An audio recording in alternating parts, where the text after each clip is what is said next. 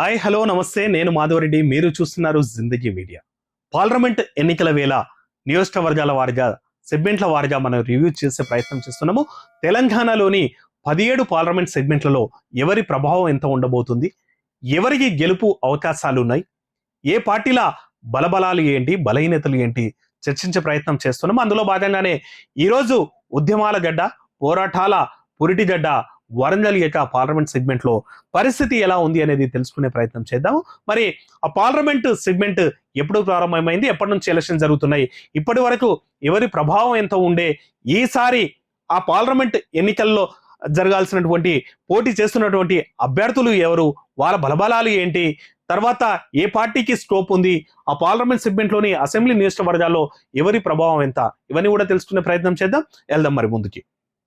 ముందుగా ఈ Warangal parliament segment అనేటువంటిది దాదాపు 1952 నుంచి కూడా ఉంది. ఇక్కడ మనం చెప్పొచ్చు ఇది సాంస్కృతిక కేంద్రము, కళలకు నిలయము, తర్వాత కాకతీయుల వారసత్వానికి వచ్చినటువంటి నేల అని చెప్పాలి వరంగల్.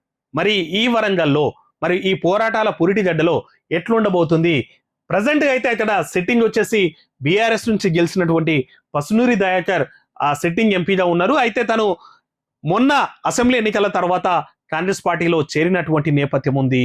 మొన్న అసెంబ్లీ ఎన్నికల్లో మరి వరంగల్లో సెగ్మెంట్ల వారిగా ఎవరెవరు గెలిచిండ్రు అనేటువంటిది కూడా చూసే ప్రయత్నం చేద్దాం.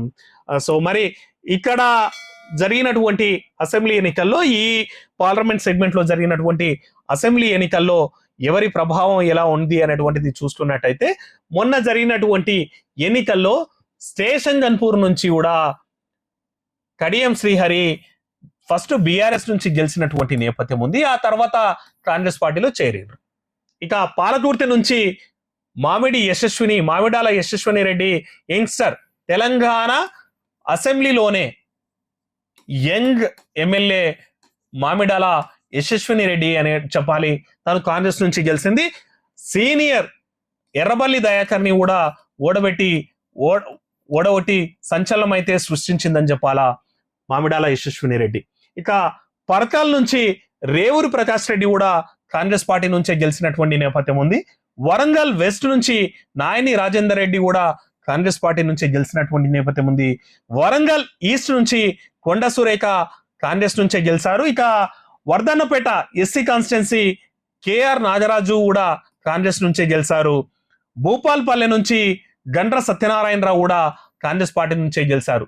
అంటే ఇక్కడ మొన్న ఎన్నికల్లో గెలిచింది 6 సీట్లు అయితే ఇప్పుడు కడియం శ్రీహరి కూడా జాయిన్ కావడం వల్ల మొత్తం 7 సీట్లు కూడా కాంగ్రెస్ పార్టీ చేతిలోనే ఉంది. వరంగల్ అని చెప్పాల. సో ఇది పరిస్థితి. వరంగల్లో మొత్తం 7 సెగ్మెంట్లో, వరంగల్ పార్లమెంట్ సెగ్మెంట్ లోని 7 నియోజకవర్గాల్లో, 7 అసెంబ్లీ నియోజకవర్గాల్లో 7 మొత్తం కూడా కాంగ్రెస్ పార్టీ సంబంధించినటువంటి ఎమ్మెల్యేలే ఉన్నారన్నటువంటిది మాట మనం చూడొచ్చు. ఇక ఈ వరంగల్ సెగ్మెంట్ లో మొత్తం ఇప్పటి వరకు కూడా దాదాపు 1952 నుంచి కూడా ఎన్నికలు జరిగినటువంటి నేపథ్యం ఉంది. ఫస్ట్ వచ్చేసి 1952లో పీపుల్స్ డెమోక్రటిక్ ఫ్రంట్ అనేటువంటిది పార్టీ, పీడిఎఫ్ అనేటువంటిది గెలిచింది. ఆ తర్వాత 1957, 1962, 1967లో కాంగ్రెస్ పార్టీ గెలిచినటువంటి నేపథ్యం ఉంది. 71లో మాత్రం తెలంగాణ ప్రజా సమితి గెలిచింది. తర్వాత మళ్ళా 77లో కాంగ్రెస్ పార్టీ గెలిచినటువంటి నేపథ్యం ఉంది. 80లో కాంగ్రెస్ పార్టీ గెలిచింది. ఎవరైతే ఎన్టీఆర్ వచ్చిన తర్వాత టీడీపీ గెలిచింది. ఆ తర్వాత మళ్ళా కాంగ్రెస్ పార్టీ గెలిచింది. తర్వాత తెలుగుదేశం పార్టీ 96, 98, 99లో తెలుగుదేశం పార్టీ గెలిచింది. ఆ తర్వాత తెలంగాణ రాష్ట్ర సమితి ఉనికిలోకి వచ్చిన తర్వాత 2004లో, తర్వాత 2014, 2019లో ఈ అన్నిసార్లు కూడా బీఆర్ఎస్ పార్టీ గెలిచినటువంటి నేపథ్యం ఉంది.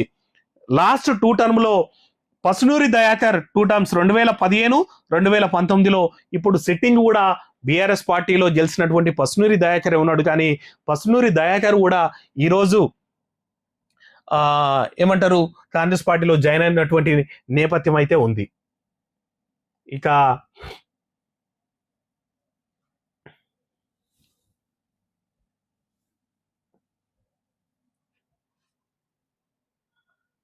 ఇక ఒక్కసారి రెండు ఎలక్షన్స్ రిజల్ట్స్ అయితే మనం చూసే ప్రయత్నం చేద్దాం. 2019, 2015 అంటే బైపోలో జరిగినటువంటి నేపథ్యం ఉంది. 2014లో అక్కడ నుంచి కడియం శ్రీహరి గెలిస్తే, ఆ తర్వాత ఎమ్మెల్యే ఎలక్షన్స్ లో కూడా కడియం శ్రీహరి గెలవడం వల్ల, తను రిజైన్ చేయడం వల్ల పసునూరి దయాకర్ క్యాండిడేట్ గా వచ్చినటువంటి నేపథ్యం ఉంది. 2017లో చూసుకున్నట్టయితే పసునూరి దయాకర్ అన్నట్టు ఆయన బీఆర్ఎస్ పార్టీ నుంచి దాదాపు 6,15,000 ఓట్లు వచ్చినాయి. ఇక కాంగ్రెస్ పార్టీకి కేవలం 1,56,000 ఓట్లే వచ్చినాయి. అంటే తెలంగాణ వచ్చిన కొత్తలా జరిగినటువంటి ఎలక్షన్స్ లో పసునూరి దాదాపు 4,59,000 మెజార్టీతో బీఆర్ఎస్ పార్టీ నుంచి గెలిచినటువంటి నేపథ్యం ఉంది. ఆ తర్వాత 2019లో జరిగినటువంటి ఎలక్షన్స్ లోను టిఆర్ఎస్ అభ్యర్థి పసునూరి దయాకర్ 6,12,000 ఓట్లు, అంటే దాదాపు 3,50,000 ఓట్ల మెజార్టీతో బీఆర్ఎస్ పార్టీ గెలిచినటువంటి నేపథ్యం ఉంది. కానీ ఇప్పుడు మాత్రం మొన్న జరిగినటువంటి అసెంబ్లీ ఎన్నికల్లో 7 సీట్లు, అంటే 6 సీట్లు ఫస్ట్ గెలిచి ఓ సీటు తర్వాత జాయిన్ అయినటువంటి నేపథ్యం ఉంది.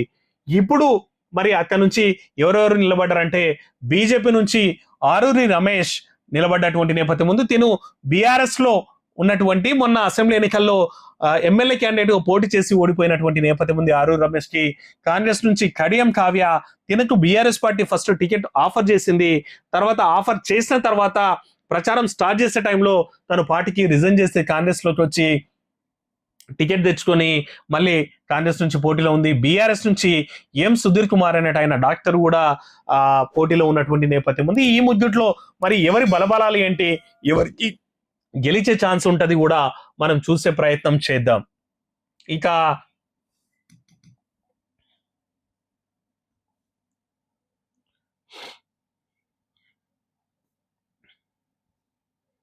ఇక కాంగ్రెస్ పార్టీకి సంబంధించినటువంటి అభ్యర్థి వచ్చేసి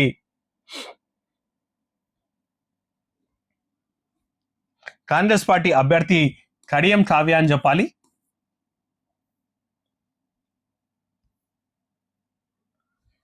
కాంగ్రెస్ పార్టీ నుంచి వరంగల్ స్థానానికి కడియం కావ్య పోటీ చేస్తున్నటువంటి నేపథ్యం అయితే ఉంది. కడియం కావ్య, ఈమె స్టేషన్ గన్పూర్ నుంచి ఎమ్మెల్యేగా ఉన్నటువంటి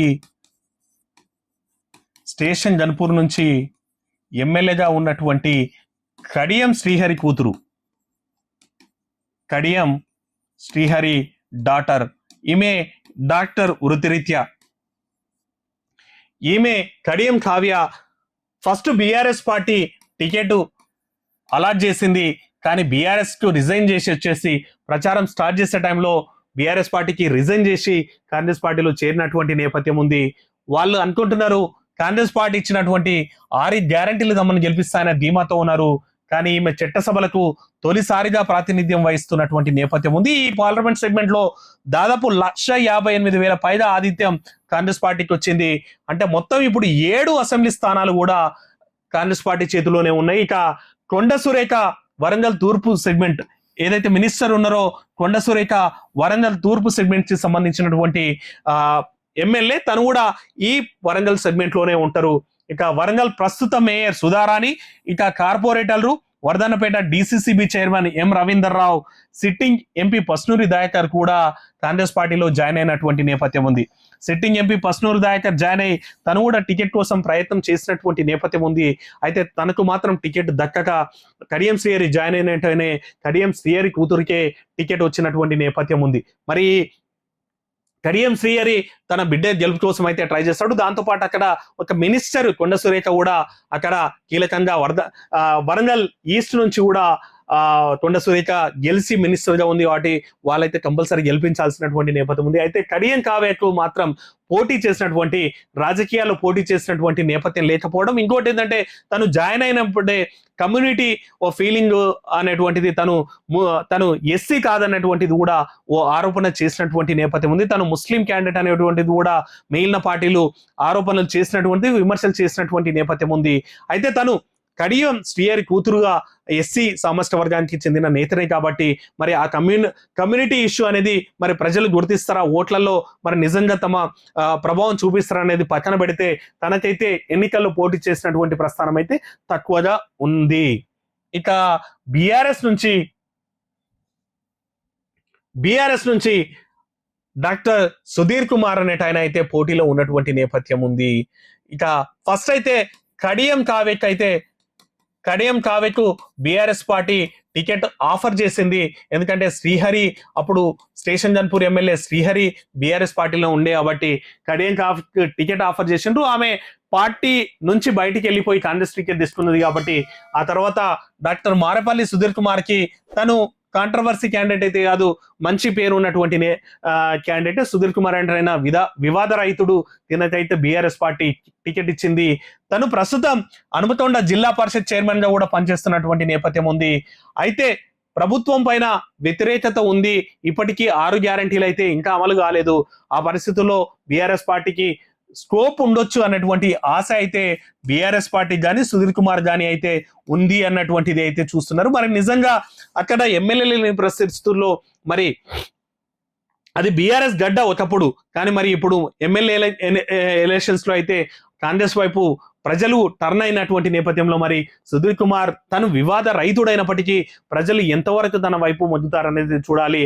ఇక తిను కూడా చట్టసభలకు అయితే తొలిసారి పోటీ చేస్తున్నటువంటిది ఉంది. ఇక కేసీఆర్ పైన ఉన్నటువంటి అభిమానం తనకు కలిసి వస్తుంది అనేటువంటిది ఆశ అయితే తనైతే పెట్టుకున్నాడంట. ఇక 6 స్థానాల్లో బీఆర్ఎస్ రెండో స్థానంలో ఉంది. అంటే మొన్న జరిగినటువంటి అసెంబ్లీ ఎన్నికల్లో 6 స్థానాల్లో బీఆర్ఎస్ ఎమ్మెల్యే ఎలక్షన్స్ లో 6 స్థానాల్లో ఒక స్థానంలోనేమో స్టేషన్ జన్పూర్లో బీఆర్ఎస్ పార్టీ అభ్యర్థిగానే గెలిచింది కడియం శ్రీహరి కాబట్టి మిగిలిన 6 స్థానాల్లో రెండో స్థానంలో ఉందంట.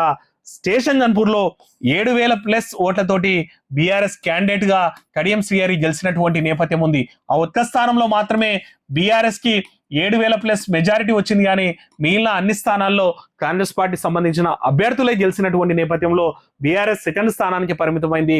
వాళ్ళ ముందున్న ఆప్షన్స్ ప్రచార అస్త్రాలు ఏంటంటే కేవలం కాంగ్రెస్ పార్టీ అధికారం చేపట్టిన తర్వాత ఇప్పటి వరకు ఇంకా అన్ని హామీలు నెరవేర్చలేదన్నటువంటిదే. కానీ కాంగ్రెస్ పార్టీ ఎలక్షన్ కోడ్లు ఉన్నాయి కాబట్టి ఇవన్నీ నెరవేర్చలేకపోయినవన్నీ తమ కూడా చెప్పుకుంటుంది. కాబట్టి మరి ఓన్లీ కేసీఆర్ మీద ఉన్నటువంటి ఆదరణ అభిమానాలతోటే ప్రజలు ఓట్లేసే అవకాశం ఉంటది. దాన్ని మాత్రమే నమ్ముకున్నాడు సుధీర్ కుమార్. ఇక బీజేపీ నుంచి చూసుకున్నట్టయితే ఆరూరి రమేష్ కూడా నిలబడ్డటువంటిది నేపథ్యం ఉంది. ఇక 2018 ఆరూరి రమేష్ ఎవరంటే తను కూడా బీఆర్ఎస్ వాసన ఉన్నటువంటి నేతనే. మొన్నటి వరకు బీఆర్ఎస్ లో ఉన్నటువంటి నేతనే. చివరి నిమిషంలో మనం కూడా చూసిండే కడియం శ్రీహరి లాంటి నేతలు అక్కడ ఉన్న కొద్దిమంది స్థానిక నేతలు కిడ్నాప్ కూడా చేసినటువంటిది వార్త ప్రచారంలో జరిగింది. ఈవెన్ కడియం శ్రీహరి పార్టీ అట్లెట్లా మారతారని తిని ప్రశ్నించినటువంటి నేపథ్యం ఉంది. కానీ కాల పరిస్థితుల్లో కడియం శ్రీహరి కూడా కాంగ్రెస్ వైపు పోయినటువంటి నేపథ్యం ఉంది. తిను కూడా బీఆర్ఎస్ వాసన ఉన్నాయని 2018, 2014లో 2 సార్లు వర్ధన్నపేట ఎమ్మెల్యేగా గెలిచిండు. మొన్నటి అసెంబ్లీ ఎన్నికల్లో ఓడిపోయినటువంటి నేపథ్యం ఉంది. ఎమ్మెల్యే మీద ఈయన ఎమ్మెల్యేగా ఉన్నప్పుడు ఉన్నటువంటి వ్యతిరేకతతోనే తను ఓడిపోయిండు అనేటువంటి పేరైతే ఉంది. ఆ సందర్భంలోనే బీజేపీలో చేరిండు.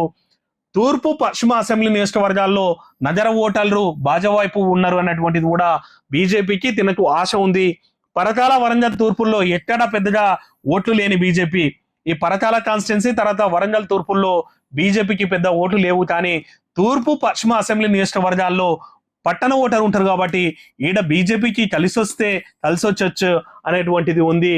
ఇక మేము గెలిస్తే విమానాశ్రయం టెక్స్టైల్ పార్క్ అభివృద్ధి చేస్తామని, హైదరాబాద్ వరంగల్ వందే మెట్రో రైలు ఏర్పాటు చేస్తామని, మోదీ చరిష్మా తోటి బలమైన నాయకుడుగా మోదీ ఉన్నాడని, ఇవన్నీ కూడా మేము చేస్తామని, గెలిస్తే విమానాశ్రయం, ఎందుకంటే చాలా రోజుల నుంచి వరంగల్లో విమానాశ్రయం అనేది కోరిక తీరని కోరిక ఉంది.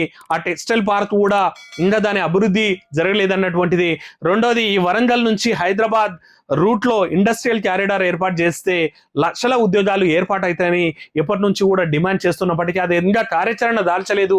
ఆ నేపథ్యంలోనే ఇవన్నీ కూడా మేము ఏర్పాటు చేస్తాం. దాంతోపాటు హైదరాబాద్ వరంగల్ కి మధ్యన వందే మెట్రో రైలు ఏర్పాటు చేస్తే జర్నీ కూడా చాలా తగ్గిపోతుంది, ఈజీ జర్నీ అవుతుంది, ట్రాన్స్పోర్టేషన్ కూడా అనేటువంటిది కూడా ఇవన్నీ కూడా బీజేపీ అయితే ప్రజల్లోకి తీసుకెళ్తుందంట.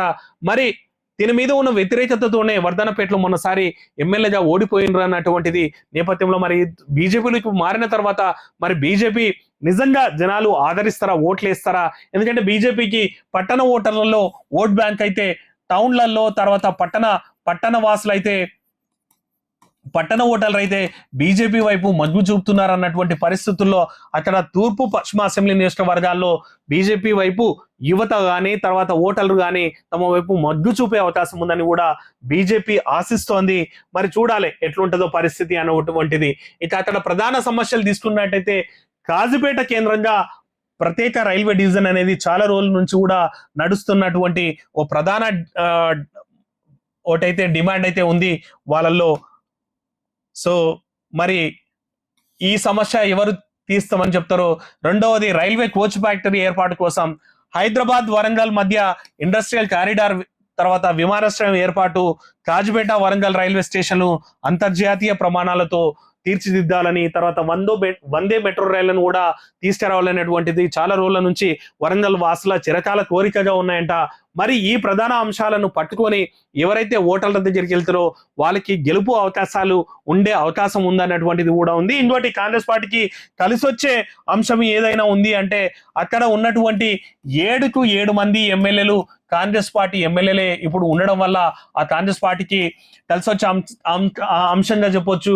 అయితే ఇక్కడ కడియం కావ్య మాత్రం తను ఎస్సీ కాదు, ముస్లిం మైనారిటీ అనేటువంటిది కూడా బీజేపీ జనాల్లోకి తీసుకెళ్లేందుకు కూడా ప్రయత్నం చేస్తుంది అన్నటువంటిది కూడా వినిపిస్తోంది.